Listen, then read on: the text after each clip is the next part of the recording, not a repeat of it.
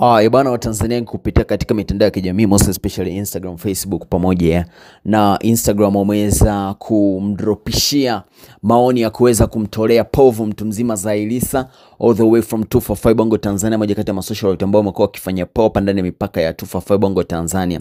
Kupitia katika ukurasa wake wa Instagram ameonyesha video akiwa kwa Dr. Matobo akitoboa ulimi kwa ajili ya kuweza kubadilisha muonekano wake. As we all know, this time around Zailisa baada ya kuwa ameachana na mtu mzima Ajiz Manara amekuwa anapambana kuweza kuboresha muonekano wake na kwa ajili ya kuweza kumuumiza ex wake, lakini this time around ameweza kuonesha the way ambavyo ameweza kutoboa ulimi kwa ajili ya kuweza kuongeza urembo wake na kuongeza mvuto wa kimahaba mtu mzima Zailisa. Watu wengi wameweza kuruka naye kwa comment section na kudai kwamba this time around mtu mzima Zailisa ameweza kwenda ameweza kufanya kitu ambacho ni kinyume, yani hajapendeza wala nini, anaweza kaja kumletea madhara hapo baadaye. Mtazamo wako ni upi? Nidropshie maoni yako kwa comment section, na kusubscribe, comment, share, like nobody's business. Na sign out, boom shakalaka.